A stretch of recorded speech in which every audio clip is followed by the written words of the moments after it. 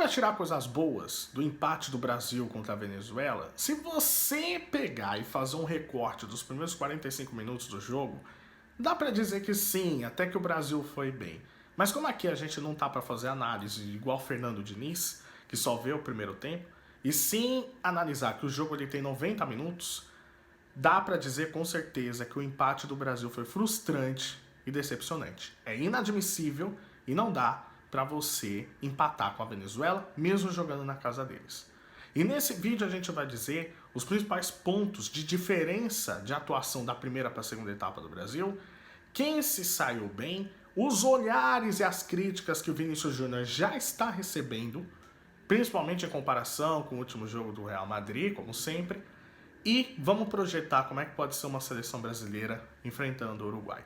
Mas antes, like no vídeo, se inscreva no canal, ajude o nosso trabalho a crescer. Cada vez mais o seu like e a sua inscrição contam muito e são muito importantes para mim.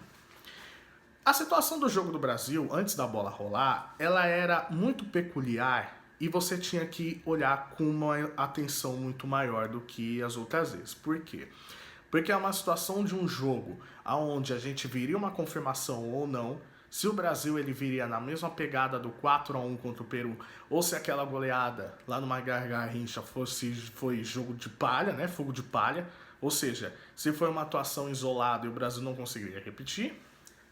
Para ver a atuação do Vinícius Júnior pós bola de ouro, ou seja, como é que o Vinícius Júnior ia lidar com uma resposta, principalmente na seleção brasileira, que algumas pessoas usaram a falta de atuação dele na seleção brasileira como uma justificativa para não votar nele na bola de ouro, ou seja, como é que o Vinícius Júnior ia lidar com essa possível reviravolta que ele poderia ter.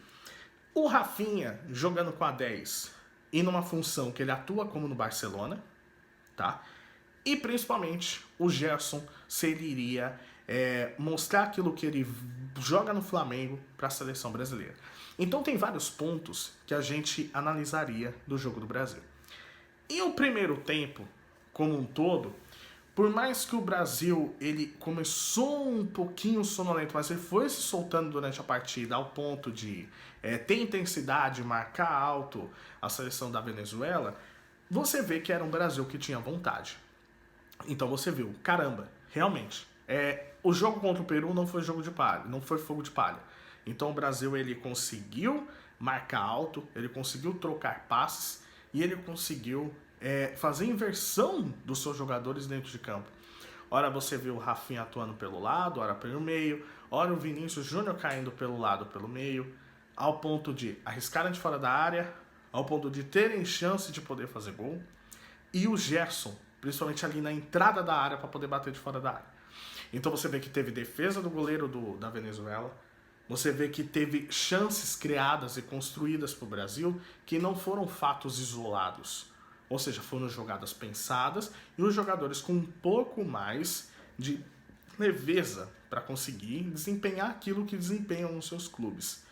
Então, sim, o Brasil ele foi bem na primeira etapa e com muito mérito chegou ao primeiro gol.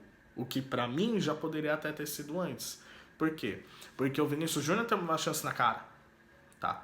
Que o goleiro acabou defendendo. O Vinícius Júnior recebeu um passe maravilhoso, onde ele ficou na cara e ele acabou perdendo. E o Gerson teve uma batida de fora da área que o goleiro acabou defendendo também. Então você vê que o Brasil estava construindo, ele estava fazendo o estádio ficar um pouco ressabiado. Por quê? Porque o Brasil estava pressionando de fato a Venezuela. E aí você vê que o Brasil ele chega no gol de falta, que não marcava 19 anos, e o Rafinha ele faz uma batida fundamental que vai para a trave e que o goleiro não tem nenhuma chance, tá? O Rafinha, que ele crava a sua ótima fase no Barcelona e na seleção brasileira. Já é o terceiro gol em 2 jogos pela seleção.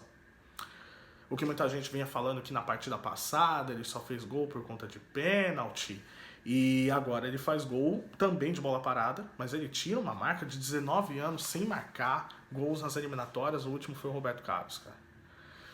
E o Rafinha ele crava que ele como meia, ali como faixa central, ele tá atuando muito bem. Então ele foi muito bom. O Vinícius Júnior também ele fez um bom primeiro tempo, tá? Ele se movimentou, ele deu bons passos, ele teve boa visão, ele teve infiltração. O que tirou um pouco de espaço ali do Igor Jesus, que apesar de 9 ele não conseguiu se dar muito bem, porque estava muito bem encaixotado na marcação. E você vê que o Gerson ele teve uma crescente de evolução muito grande. Então, você vê que esses 3 jogadores eles tiveram participação fundamental. Né? O Brasil foi muito bem, de fato. Mas não entrou bem na segunda etapa. O Brasil deixou a desejar, ele deu espaço, e principalmente no ataque muito rápido.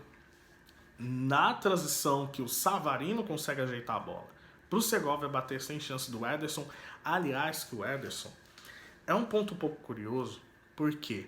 Porque na seleção você tem 3 goleiros de altíssimo nível. O Alisson, o Ederson e o Everton. Muita gente fica falando que o Alisson não é goleiro para a seleção brasileira, etc. Mas se a gente for pegar que o conceito para você estar na seleção é meritocracia, e a meritocracia é o que você desempenha no clube, né? O Alisson ele tem que estar na seleção, beleza? Mas quando chega na seleção, eu não sei o que acontece, parece que o peso é outro, parece que o entendimento é outro, ao ponto de terem falhas que não acontecem nos clubes. O Alisson, ele costuma errar passes, errar defesas que ele não acontece no Liverpool. É a mesma coisa, o Ederson aconteceu hoje. O Ederson, ele entregou 3 bolas no pé da defesa para o ataque da Venezuela, que se tivesse um pouco mais de capricho, teriam feito um 2-1 no Brasil ainda na primeira etapa. Então, assim, entrou dormindo, entrou com falhas, o que já tinha acontecido nos jogos passados também. No jogo contra o Peru ele já teve falha.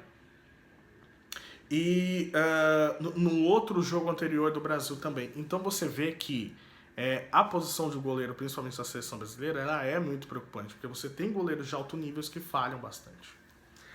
E aí na segunda etapa você tem o gol do Segovia, com o Savarino ajeitando para ele. O Savarino que fez uma partida primorosa, tá? Foi o melhor jogador da Venezuela, sem dúvida nenhuma. E aí você na segunda etapa tem, depois disso, o Brasil ele crescendo um pouco de evolução, o jogo fica um pouco lá e cá. E aí você tem pênalti.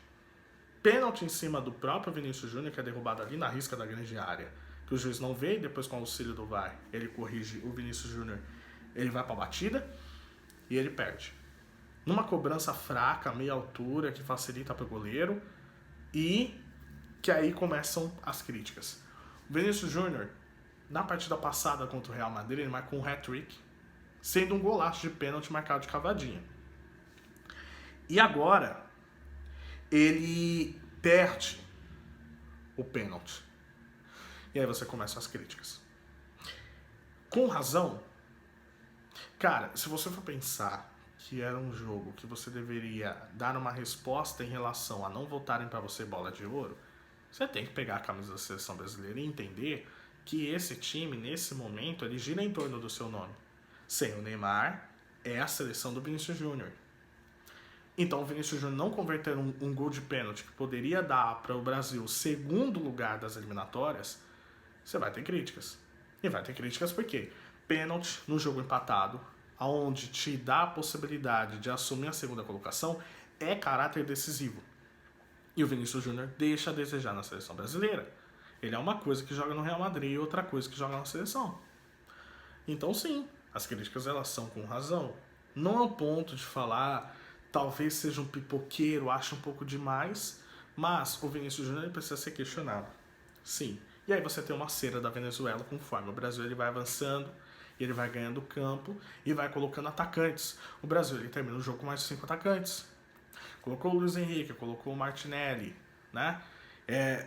Colocou o Paquetá ali um pouco centralizado, mas você já tinha o Rafinha, já tinha o próprio Vinícius Júnior. Então você coloca bastante atacantes para tentar ir para cima. E a Venezuela usou de tudo para conseguir fazer o jogo não andar. E aí você tem irrigação do gramado surgindo nos minutos finais, você tem expulsão do Gonçalves, tudo para fazer o Brasil perder a cabeça e não conseguir atuar. Perder a cabeça que teve foco principal ali no Vinícius Júnior. E o Vinícius Júnior é outra coisa que a gente precisa falar sobre comunicar na pilha do adversário. Você vê o Vinícius Júnior discutindo, você vê o Vinícius Júnior bater boca, tudo bem que isso é uma questão de uma personalidade, que o jogador ele pode ter, que, caramba, eu consigo enfrentar todo mundo, etc. Mas o Vinícius Júnior, ele é um ponto que você precisa entender, que ele perde a cabeça muito rápido, sim, e não é só na seleção brasileira, como no próprio Real Madrid. E aí a gente precisa avaliar isso. Por quê? Porque se ele é o cara do time, ele precisa entender que vão fazer cera em cima dele, que vão fazer falta em cima dele. E cair toda hora na provocação do adversário faz com que você corra risco de perder uma partida, como aconteceu na própria Copa América. Ele não aguentou tomar uma lambreta do James Rodrigues e ele acabou sendo expulso e desfalcando o Brasil no jogo decisivo contra o Uruguai. Então o Vinícius Júnior, ele precisa ser chamado a atenção em relação ao comportamento dele dentro de campo. Se ficar batendo boca, quem perde é a seleção brasileira com isso. E aí, conforme isso, você vê que o Dorival, ele tentou fazer alterações para poder vencer a partida. Você vê que ele saca o Bruno Guimarães para poder colocar atacante. Ele termina o jogo com mais de 4 atacantes, com 5 atacantes. O Brasil, ele tentou, tá? Para mim, ele poderia dar um pouco mais de minutagem para o Estevão. Eu entendo que o Luiz Henrique ele esteja vivendo um momento muito bom. Mas o Estevão é o maior artilheiro do Palmeiras. E você vê que um time como o Palmeiras, com um técnico como o Abel Ferreira, que depende do jogador menor de idade, você vê que ele é um cara acima da média, né? Então eu testaria um pouco mais o Estevão. O Rafinha, ele sai em alta. O Gerson sai em alta, tá? Porque o Gerson, ele vive a melhor fase da carreira dele.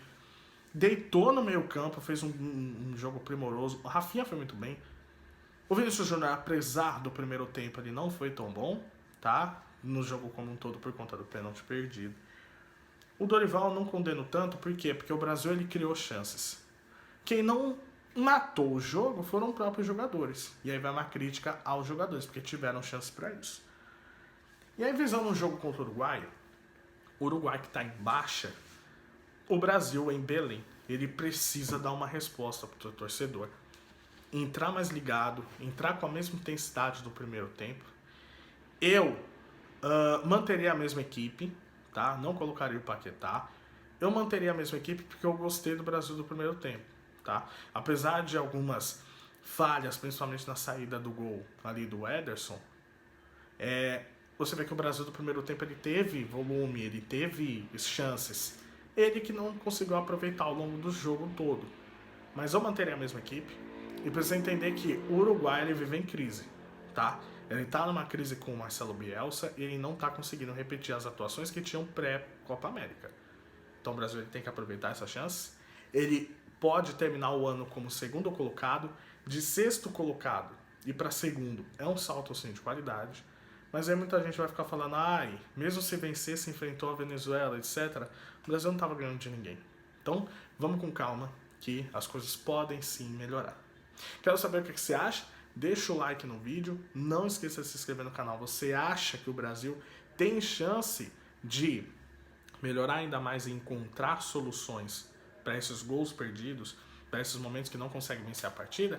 Deixa aqui nos comentários sua sugestão. Tamo junto e até a próxima. Valeu!